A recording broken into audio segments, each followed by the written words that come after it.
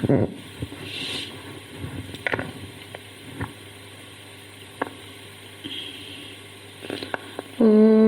श्री गणेशाय नमः। ओम श्री सरस्वत्यै नमः। ओम श्री गुरुभ्यो नमः।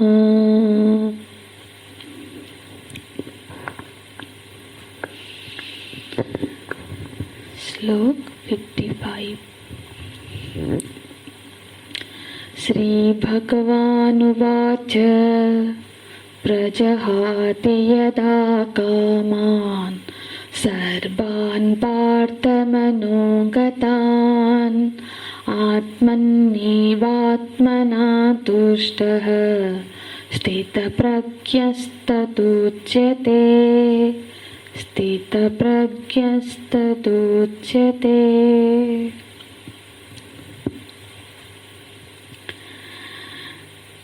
अर्जुन जी प्रश्न करते हैं, भगवन् स्थितप्रज्ञस्य का भाषा। स्थितप्रज्ञ महापुरुष की परिभाषा क्या है, उसके लक्षण क्या है।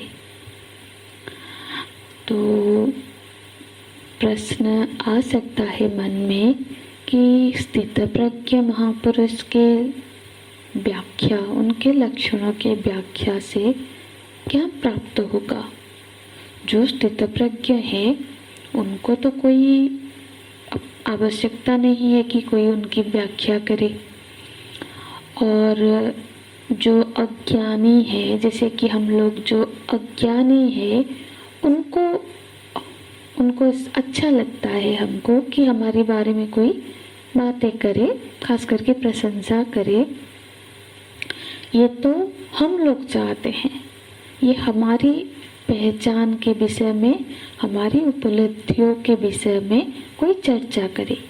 हाँ, पर जो महापुरुष है उनका कोई प्रयोजन नहीं है। जो स्थितप्रज्ञ महापुरुष है उनके विषय में कोई उनसे चर्चा करे, ये उनकी कोई अपेक्षा नहीं है, उनकी कोई आवश्यकता ही नहीं है। तो फिर स्थितप्रज्ञ महापुरुष के लक्षणों के विषय में चर्चा करने का प्रयोजन ही क्या है ना। तो फिर भगवान भाष्यकार इसके बारे में सुंदर से व्याख्या करते हैं कि सर्वत्र एव हि अध्यात्म शास्त्रे कृतार्थ लक्षणानि यानि तानि एव समाधानि उपदिश्यन्ते यत्न साध्यत्वात्। क्योंकि केवल अभी श्रीमद् भगवत गीता में ही नहीं, बहुत सारे शास्त्रों में हमारे स्थित प्रज्ञ की, मतलब जो महापुरुष है, ज्ञानी है, तत्व ज्ञानी है, उनके लक्षणों का वर्णन हम देखते हैं। तो वो जो वर्णन है वो स्थित प्रज्ञ के लक्षण के वर्णन के द्वारा जो प्रयोजन है कि जो हमारे साधना के लिए अध्यात्म शास्त्र में सभी जगह जो सारे महापुरुषों का लक्षण वर्णन है वो यत्न द्वारा साध्य होने के लिए, उसके कारण से वो साधन रूप से उपदेश किया जाता है। माने जो साधक है उसके लिए अब ये लक्षण साध्य है, क्योंकि उसको वहाँ पहुँचना है। हाँ, तो साध्य हुआ। तो ज्ञानी महापुरुषों की महिमा सुन के साधक के मन में ये भाव आता है कि किसी दिन मुझे वहाँ पहुँचना है, ये लक्षण मुझ में घटना चाहिए। तो वो सारे लक्षण उसके लिए साधन बन जाते हैं। वो जो ज्ञानी के जो आज सहज अनुभूति का धरातल है, लक्षण है, वो साधक के लिए साधन है। माने हमारे लिए जो लक्ष्य है, हाँ, वही ज्ञानी महापुरुषों के लक्षण है। तो फिर आगे के श्लोक में भगवान तत्वज्ञानियों का। तो वहाँ जो स्थित प्रज्ञ हैं, मतलब तत्वज्ञानी महापुरुष है, उनके लक्षण बताते हैं। तो अर्जुन जी के प्रश्न के उत्तर में भगवान बोलते हैं, श्री भगवान वाच, भगवान बोलते हैं, यदा, श्लोक देखेंगे हम, यदा तुष्टः, भगवान बोलते हे पार्थ, हे पार्थ, यदा तुष्टः तदा स्थितप्रज्ञः उच्यते। अब अन्वय करके छोटा सा वाक्य देखेंगे, यदा तुष्टः तदा स्थितप्रज्ञः उच्यते। बस इतनी ही मूल परिभाषा है, मूल पहचान है स्थितप्रज्ञ की। स्थितप्रज्ञ तभी कहा जाता है, कहलाता है, यदा तुष्टः, जब वो तुष्ट हो गया, संतुष्ट हो गया। जब कोई महापुरुष संतुष्ट हो गए तब कहा जाएगा कि ये स्थित प्रज्ञ हो गए। अब फिर प्रश्न उठेगा कि किसमें संतुष्ट हो गए, क्योंकि कोई बोल सकता है कि हम भी कभी कभी संतुष्ट हो जाते हैं, जब बहुत अच्छा भोजन कर लिया तो लगता है कि हम संतुष्ट हो गए। तो फिर कितने देर के लिए हो गए हम संतुष्ट? 4 घंटे के लिए, 5 घंटे के लिए, फिर भूख लग जाती है। ऐसी संतुष्टि नहीं। बोलते हैं यदा तुष्टः, जब संतुष्ट हो गए।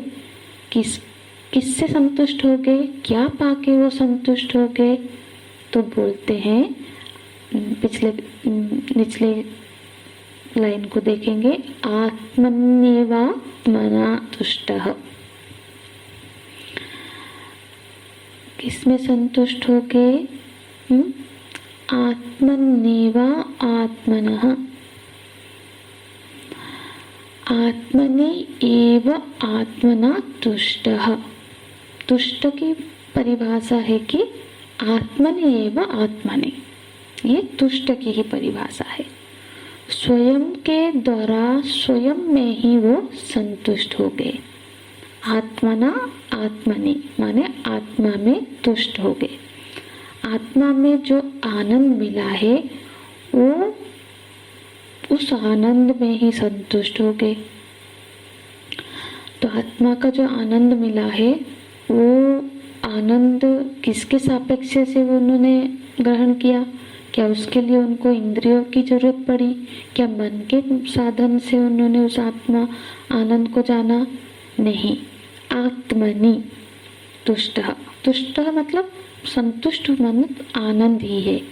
आनंद को ही तुष्ट होना कहा जाता है, क्योंकि आत्मनि तुष्ट माने आत्मा के आनंद से वो तुष्ट हो गए, और इस आनंद को प्राप्त करने के लिए उनको किसी इंद्रिय की, मन की अपेक्षा नहीं है। आत्मनि एव, स्वयं से ही स्वयं में तो संतुष्ट हो गए, और ये ही स्थितप्रज्ञ के लक्षण है। तो फिर कोई प्रश्न कर सकता है कि जब वो इसे संतुष्ट हो गए, फिर बाह्य विषयों की जो सारी कामनाएं होती है, अंतःकरण में भी अंदर की भी कुछ शांति प्राप्त होगी, मुझे समाधि चाहिए, प्रभु जी का दर्शन हो जाए, ये सब भी कामनाएं ही हैं। तो जीवन में फिर उनके जीवन में तो कामनाओं का क्या हुआ? ये भोजन चाहिए, ये चाहिए, बस। तो फिर बोलते हैं मनोगतान सर्वान कामन प्रजहाति। जितनी कामनाएं जो मन में उठ सकती थी या उठ सकती है, मन में आ सकती है, जितनी भी कामना है, सर्वान कामान, उन समस्त कामनाओं का उन्होंने प्रजहाति छोड़ दिया। जहाति माने छोड़ देना, प्रजहाति माने अच्छी प्रकार से, मतलब सोच समझ कर उससे वो ऊपर उठ के, माने समस्त कामनाओं को उन्होंने त्याग कर दिया।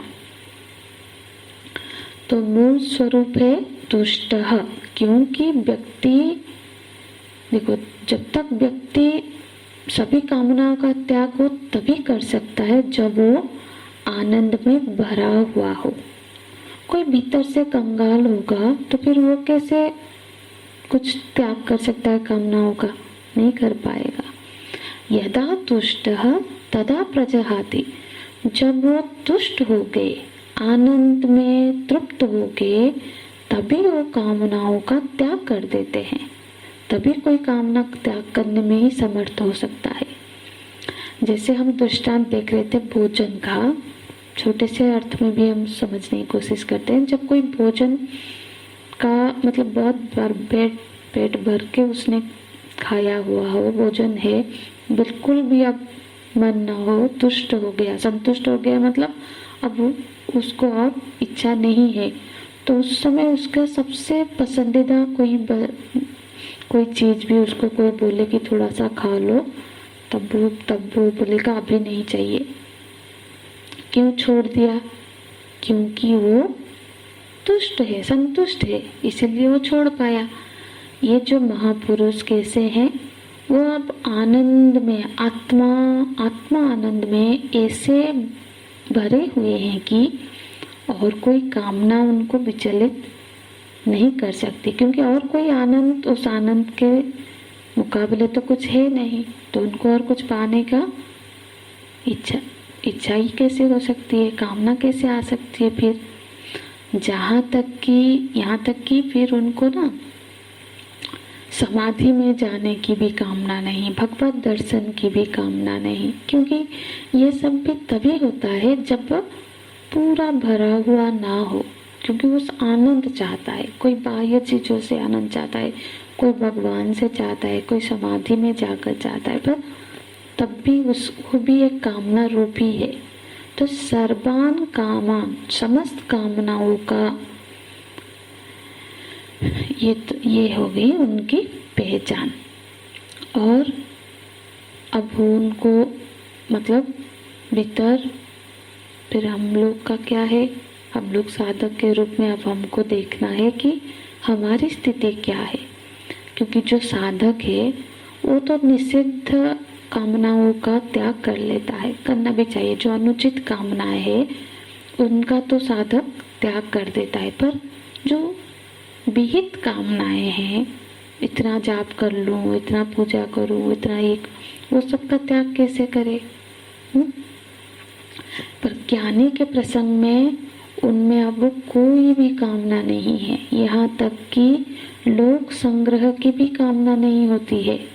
लोक संग्रह माने लोगों का कल्याण करे, लोगों का सेवा करना, ये भी तो महापुरुष करते हैं, दिखाई देते हैं, पर वो अपने कामना में वशीभूत होके नहीं करते हैं।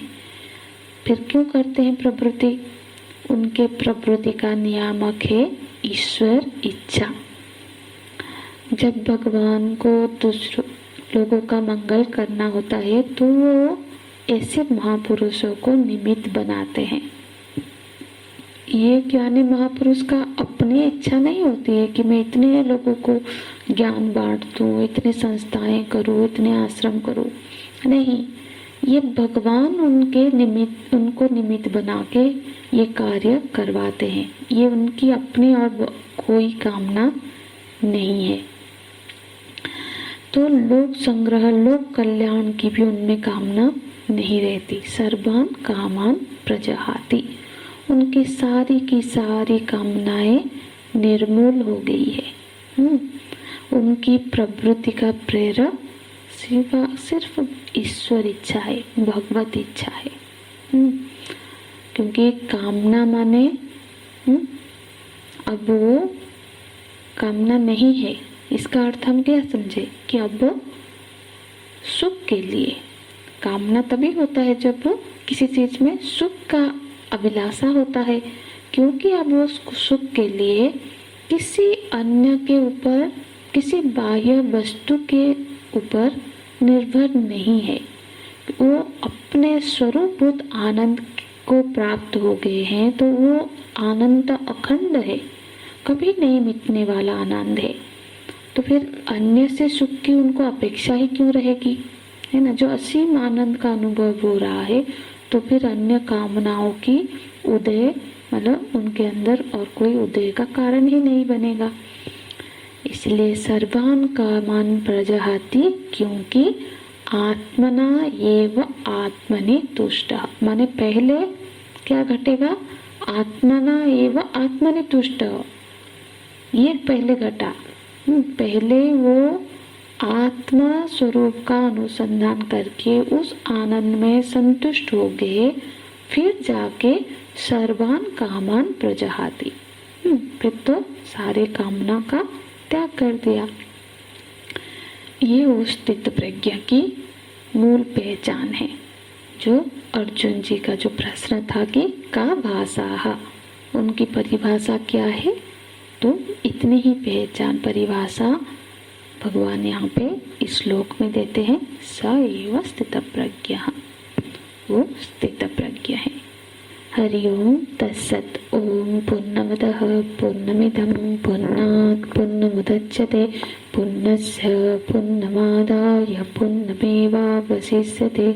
ओम शांति शांति शांति। हरि ओम। श्री गुरुभ्यो नमः। हरि ओम।